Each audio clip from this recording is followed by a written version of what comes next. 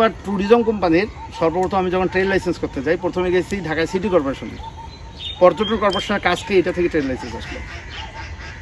তারা আমাকে বলে ট্রাভেল এজেন্ট বা এজেন্সি ট্রেড লাইসেন্স হবে, ট্যুরিজম কোম্পানির কোনো ট্রেড লাইসেন্স হয়নি। আর ট্রাভেল এজেন্ট এজেন্সি বিমানের ব্যবসা, বিমানের টিকিট সেল। আমি তো ভাই বিমানের টিকিট সেল করি, আমি আপনাকে নিয়ে ঘুরতে যাই, তাই না? ধরেন দিনাজপুর হাজিদানেশের একটা ডিপার্টমেন্ট আছে এগ্রিকালচার 350 স্টুডেন্ট, 250, ওরা 17 দিন 15 দিনের ট্যুর করে। পার পার্সন ধরেন খাওয়া দাওয়া সব মিলে বাজেট হবে 30,000-এর মতো, 15 দিন 17 দিন 25-30,000 আসবে। যদি 250 স্টুডেন্ট হয়, আপনি চিন্তা করছেন কত টাকার ট্যুর?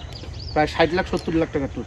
60 লাখ 70 লাখ টাকা যখন আমার ট্রানজ্যাকশন হবে, আমাকে তো হুট করে সরকার এসে বলতে পারে, ভাই আপনি 60 লাখ 70 লাখ টাকার বিমানের টিকিট পাচ্ছেন, কোথায় তার ডকুমেন্ট করি? আমি তো এটা দিয়ে ট্রেড লাইসেন্স করতে পারি না, আমি ট্যুরিজম কোম্পানি। তখন বলে ট্যুরিজম কোম্পানি কোনো ট্রেড লাইসেন্স হয় না। তাহলে কোথায় যাব? বিমান ও পর্যটন মন্ত্রণালয়ে যান। গেলাম মন্ত্রণালয়ে, বললাম ভাই আমি লিগালি কাজ করতেছি, আপনি আমাকে ট্রেড লাইসেন্স দেন। না, আমাদের কাছে কোনো সলিউশন নাই, সিটি কর্পোরেশন। আমি ভাই সিটি কর্পোরেশন থেকে আপনাদের কাছে আসলাম। বলে তাহলে পর্যটন কর্পোরেশনে যান। গেলাম, তারা বললো আপনারা ট্রাভেল এজেন্সি, বাহ আসছেন শেরাটনের পাশে, আসেন চা খান ভাই, আপনারাই তো আমাদের দেশের সব। হ্যাঁ, বললাম ভালো কথা, চা দেন, চা খাই। চা খাওয়ার পর বললাম যে ভাই আমি ট্রেড লাইসেন্স, ট্রেড লাইসেন্স তো হয় না ভাই, সবাই এভাবে করে, আপনিও এভাবে করেন। তাহলে আপনারা বসে আছেন কেন? এই যে আপনারা আসবেন, চা খাবেন, আমরা একটা মেলা করব বছরে, আপনারা আসবেন চা খাবেন। হ্যাঁ, এই হলো বাংলাদেশ পর্যটন কর্পোরেশন। আমি আমার লাইভ এক্সপিরিয়েন্স করলাম। আমরা যখন সার্কিটগুলো আগে ঢাকা ইউনিভার্সিটি করতে হতাম, ঢাকা ইউনিভার্সিটিগুলো যখন করাইতাম, তখন ইন্ডিয়া সঙ্গে ভুটান অথবা ইন্ডিয়ার সঙ্গে নেপাল এরকমভাবে ট্যুর করতাম। মানে এখান থেকে চেহারাবান্ধা হয়ে ঢুকতো, দার্জিলিং ঘুরতো, আবার ভুটান ট্যুর করে তারপরে ব্যাক করতো।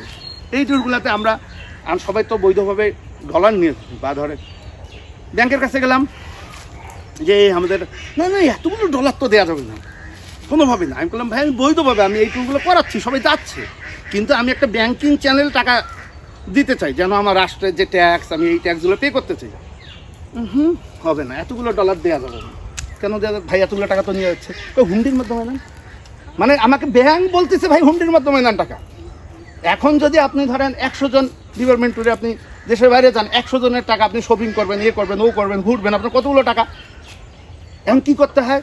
ও একজন ইন্ডিয়ান মানুষ, তার একটা সোনালী ব্যাংকের অ্যাকাউন্ট আছে বাংলাদেশে, ওই অ্যাকাউন্টে টাকা দিই, এখানে ওই স্লিপ নেই, বর্ডার পার হয়ে স্লিপ দেখাই, তারপরে ইন্ডিয়ান কার্ডে ছিল, এভাবে ট্যুর করাই। এই বুদ্ধি কে দিল? ওই ব্যাংকালা আমাকে দিল। আমার রাষ্ট্র এই জায়গায় পড়ে আছে।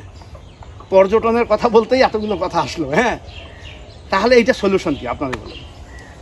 আচ্ছা, ইন্ডিয়াতে এই প্রবলেমগুলো নেই? ইন্ডিয়াতে এই প্রবলেমগুলো নেই, ওরা পর্যটনে বহুদূর আগে গেছে। আমরা এখান থেকে সমালোচনা করতে পারি, তারা পর্যটনে এত দূর আগে গেছে। তারা এখন বার্ড ফেস্টিভ্যাল করতেছে, বাটারফ্লাই ফেস্টিভ্যাল করতেছে, ম্যাঙ্গো ফেস্টিভ্যাল করতেছে, হট ফেস্টিভ্যাল করে। মানে গরমের দিন আপনি নদীতে গিয়ে সাঁতার কাটবেন, হট ফেস্টিভ্যাল ডেকে হাজার হাজার টুরিস্ট ডাকে গরমের দিন নদীতে গোসল করাচ্ছে। এইটা হলো পর্যটন।